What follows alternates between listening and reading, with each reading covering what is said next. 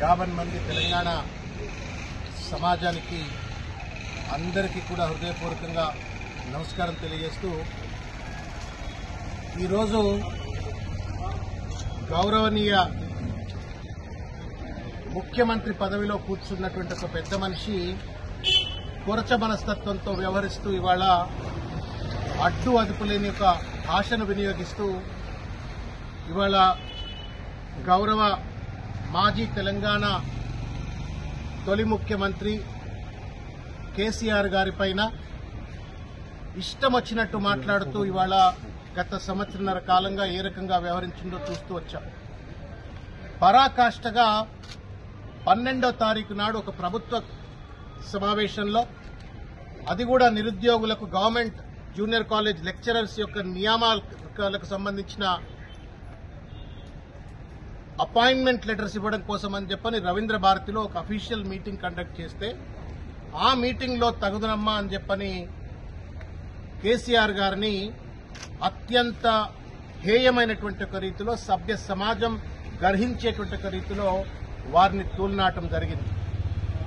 ఆయన ఏమన్నారో ఒక్కసారి నేను తెలంగాణ సమాజం ఒక్కసారి వినాలా అని చెప్పని నేను కోరుతా ఉన్నాను.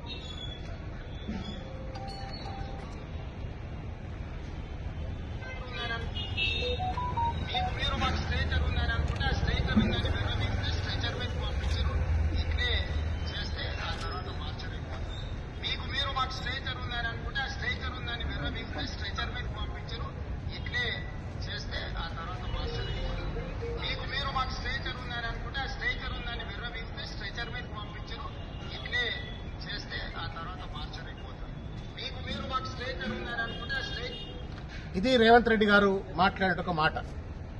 నేను చేతులెత్తి నమస్కారం చేస్తూ ఈ తెలంగాణ గడ్డపై ఉన్నటువంటి ఒక మేధావులను కావచ్చు, విద్యార్థులను కావచ్చు, కార్మికులను, కర్షకులను 50 మంది బుద్ధిజీవులందరినీ కూడా నేను చేతులెత్తి నమస్కారం చేసి ఒక్కసారి ఈ వీడియోలో రేవంత్ రెడ్డి గారు మాట్లాడినటువంటి ఒక మాటల యొక్క అర్థం, ఈ మాటల వెనుక ఉన్న కుట్ర ఏందో ఒక్కసారి అర్థం చేసుకోవాలని చెప్పి నేను కోరుతా ఉన్నాను. అలవోకగా మాట్లాడిన మాటలు కావు. దీనికంటే ముందు, ఇది రికార్డులో లేదు, దీనికంటే ముందు మీకు యూట్యూబ్ లో కూడా కనబడుతుంది. ఎవరో ఒక ఎమ్మెల్యే పక్కన ఆయన చెప్పిండట, స్ట్రెచర్ గురించి మాట్లాడుతుంటే స్ట్రెచర్ మీద పడ్డాడు, స్ట్రెచర్ నుంచి ఆయన మార్చురీకి పోతాడు అని చెప్పని ఒక ఎమ్మెల్యే అన్నాడు అని చెప్పని అంటే వీళ్ళిద్దరు, ఆ ఎమ్మెల్యే ఎవరో నాకు తెలియదు, అది రేవంత్ రెడ్డి గారి నోట్లో నుంచే వచ్చింది. రేవంత్ రెడ్డి గారు ఆ ఎమ్మెల్యే కలిసి ఏమైనా కేసీఆర్ గారిని హత్య చేయాలని చెప్పని కుట్ర బంతున్నారా, లేకపోతే ఆయనకి ఏమైనా ప్రమాదం కలిగించాలని చెప్పని కుట్ర బంతున్నారా అని చెప్పని మేము అనుమానం వ్యక్తీకరిస్తా ఉన్నాం. ఎందుకంటే యాజ్ పర్ లా ఎవరి శరీరం మార్చురీకి పోతుంది? మామూలుగా ఇక్కడ ఇండ్లలో డాక్టర్ ఉన్నాడు, ఇక్కడ రాజు అని చెప్పని డాక్టర్ ఉన్నాడు, అడిగితే చెప్తాడు any doctor can also say. ఎవరి బాడీ డాక్టర్కి పోతుంది, మార్చురీకి పోతుంది? అన్యాచురల్ డెత్ అయితేనో, మెడికో లీగల్ కేసుల్లో ఏదైనా ప్రమాదం వచ్చి రోడ్ల మీద ప్రమాదాలు అయి చనిపోతేనో, ఇంకా ఏదైనా అంటే అన్యాచురల్ డెత్స్ కావచ్చు, మెడికో లీగల్ కేసెస్ కావచ్చు, లేకపోతే పోలీస్ స్టేషన్లలో ఎవరైనా జ్యుడిషియల్ డెత్ అయితేనో, లేకపోతే అన్క్లెయిమ్డ్ అన్ఐడెంటిఫైడ్ బాడీస్ ఎక్కడైనా రోడ్ల మీద కనబడ్డట్టయితే ఆ శరీరాలను మాత్రమే మనం మార్చురీకి తీసుకెళ్లి పోస్ట్ మార్టం నిర్వహిస్తాం. రేవంత్ రెడ్డి ఏం మాట్లాడుతా ఉన్నాడు?